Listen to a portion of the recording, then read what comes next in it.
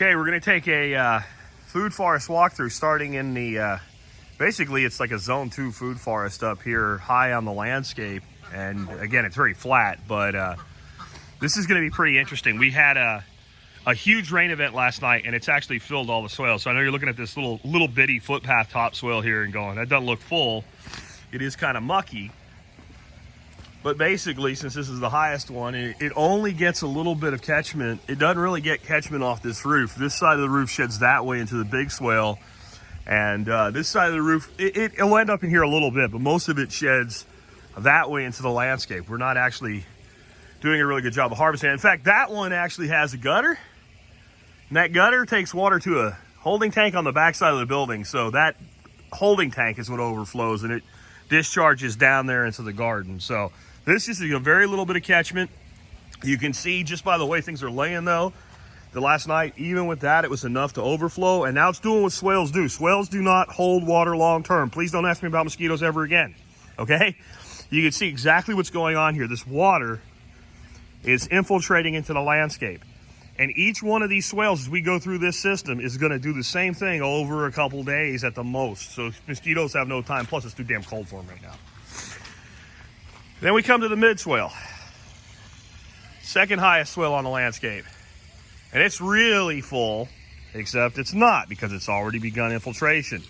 This pond, when it overflows, because it's connected to that pond and those ponds, so it will discharge, and it did. It discharged right there. It filled this swale. Water off that side of that roof, there's a drain spout there, filled this swale. And it filled until it couldn't take any more. And then right here where the ducks have wallered it out, it's kind of made a little wet weather mini pond right in front of the sill.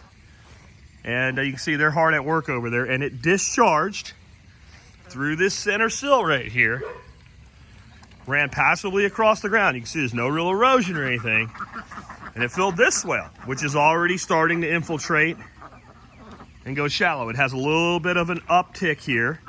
And that's because unlike these other swales where you see it's real obvious, we left a sill, which is an overflow point in the center, that let the water come through. We didn't want to do that here because if we did that here, we would be pushing water where? Into the building. Not a good idea. It wouldn't really matter here the way that our foundation is sitting on a rock slab, but it's still not really a best practice. So what we did is we made this a little bit of a diversion drain and we took the berm and we wrapped it in a J-hook here. And that causes the water now, so we pushed down this end right here, and that discharged, and you can still see weeping a little bit into this topsoil, the first main frame swale, okay? And that goes about 120 feet that way. There's another sill at the end that comes that way. I'm not gonna go through that way because right now I have to get very wet to do it, but that discharges into the next swale. So if you look at way back there in the corner, that's where this water's ending up. This water, some of it came from right here, but a lot of it came from over there and over there. We've moved that water now over 225 feet off the main house roof all the way to the back of the landscape. And now we let it discharge. Let me pass the little Miyagi here. I should say the middle Miyagi. We let it discharge, and we'll go down there and look, and you can see right here, it's discharging right now out of this sill. And it's causing water to spring up. And what we call the inner swale. The inner swale, here's a swale, there's a swale, you're in the middle, you're in an inner swale, right? So we've got water actually, because that swale is so full, actually weeping in the landscape and seeping up like a spring here now. The amount of rain we have, that's exactly what it is. Sometimes we get enough rain, it just floods the whole area for a day, but that's not what this is. This is seepage. This is passive seepage, which means that mound is fully hydrated. It's gonna take a long time for this water to go through and recharge the system. And guys, this is the time, man. This is when we need this. So all this duck manure and effluent has been sitting here waiting for an event like this. It's now completely fertilizing this 3/4 of an acre that this food forest is in. So right here, see, we've stopped really seeping out. It's done its job. It's let this water come out right here from this sill. And right, it floated one of my my water tubs for the ducks all the way to the end. So that tub was down there. So you can see that's, as this water, the water is very passive. It's filling like this. But as it begins to discharge, of course, it's going to pull a current this way, really gentle, and it sheets over the landscape. And it sheets right here. And it comes in, and the way we've designed this, it picks up into this middle swale. So we'll take a walk down the middle swale now. And you can see that is a lot of water. And without this, and a lot of people just say, well, it's a ditch. Well, you notice the water's not moving? That's because it's a ditch on contour. That's what makes it a swale. It's a perfectly level ditch. We found the contour with a laser level. We traced it through the landscape. And we've caused this water now to fill up. And yes, if it exceeds capacity, again, we're discharging. Actually, that looks like that sill's discharging right there. When we get around the other side, I'll show you. I don't want to walk through here. It's about a foot deep, and I've got waterproof timberlands, but they're low cut. So I will be completely drenched if I go through there. There's my Challenger. It got a good bath last night. So here's a perfect example of what I mean by this water's not moving. See those leaves? Floating live oak leaves, not moving. That's because the water's not really moving. Very, very subtly, it's exceeded capacity here. Water's weeping through the landscape there, being picked up here, and whatever this can't infiltrate or hold is weeping through the landscape there. And this is the big swale. When I say the big swale, it's the longest one. And all three of these big swales together hold well over 20,000 gallons of water in capacity. And got somebody at the gate. Hopefully they'll leave me alone so I can finish this for you guys and not to start it over. You can see all the way down here, noisy truck guy. Gotta have that. All the way down here again, floating debris, not moving, dead steady still. And I only had one tree come out early on me. It was a peach we already walked by. Everything else has not bloomed yet. So again, we're getting this event, this major infiltration event, major fertility spreading event, right before the trees are going to start breaking bud down here. Now we come through the big inner swale. You see our little swale there. We'll hook back through there because I want to show you some stuff about it at the other side of it. But now, I really wish that more people could come here, that I could have more workshops than I do. When you're walking through this inner swale right here, it physically feels different than any other part of the property. This has built so much soil and changed hydrologically so much that even when you're not in a rain event like this, when you walk through here, it's like walking on a mattress. The consistency of the ground is soft in a positive way. I don't mean like where you sink into it. I'm not, we just had major rain. I'm not sinking in, but it's spongy. It's like mini Okefenokee, a little bit of quaking earth going on. We just had a bunch of dead oaks, and we have all these new productive trees replacing them. We have this oak wilt problem here, and some of them just aren't savable, so we're cutting them out. That's these piles of wood that will be used for fuel. And then right here, like I said, you can see right here this sill working. See that water is flowing.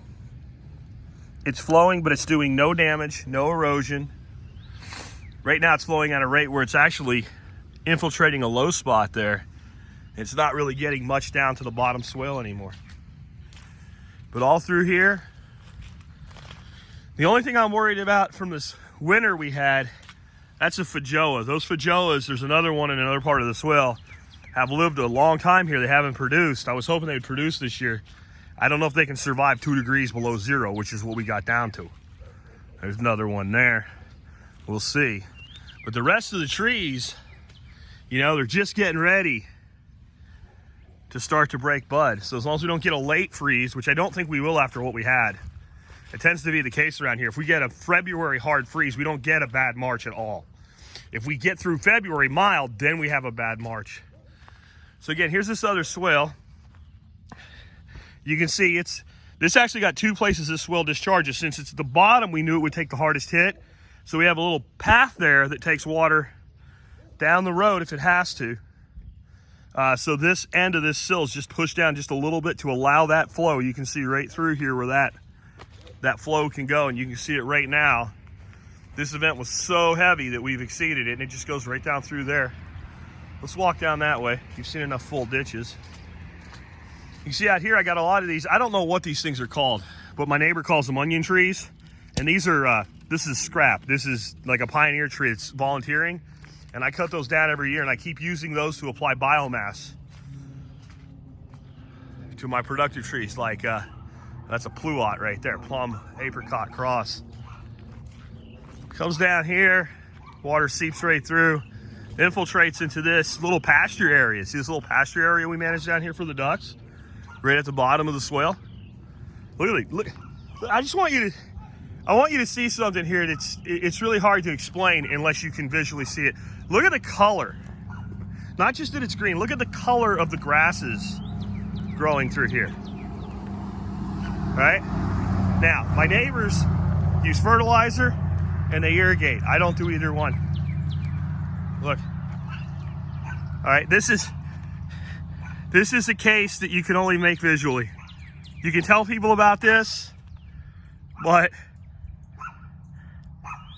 and they're probably actually even benefiting a little bit from what we do.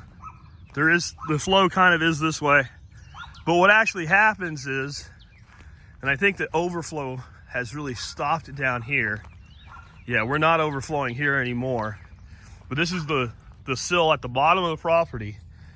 And when that sill discharges, this water kind of tracks this way, again, gently. It ends up in this ditch. This ditch goes down the road through a culvert and eventually ends up in a creek way the hell down miles away. The nearest surface water to me is over 5 miles away. Some way or another, that water ends up there. Because people see water as a problem, right? We got to get rid of the water.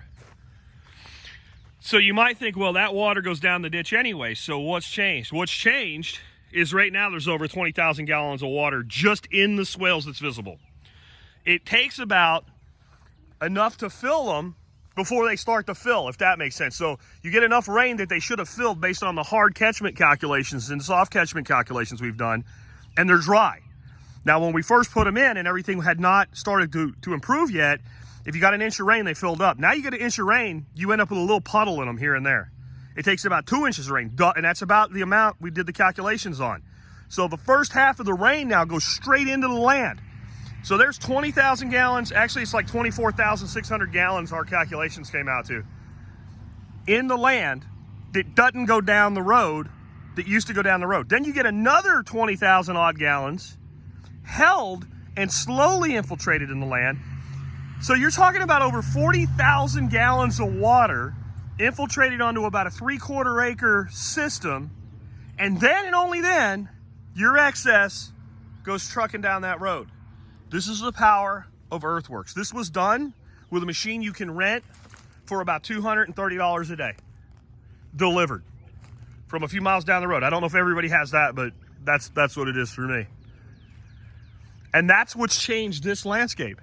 And again, I'm not picking on my neighbors or nothing, but I just want you to look at, there's some sparsity here. We are coming out of a massive freeze. A week ago, it was 2 below zero. We had 2 weeks of weather below freezing. But, look at, I should say, the lack of lawn across the street. Look at my neighbors. Look at here. This is a natural system.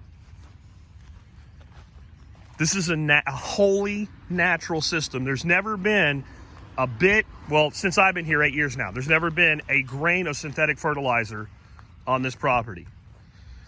This swale and the top swales we started at have never been irrigated. The center swale, that big swale, I do have irrigation in there. It gets used very sparingly in the heat of summer. It hasn't been turned on since July last year.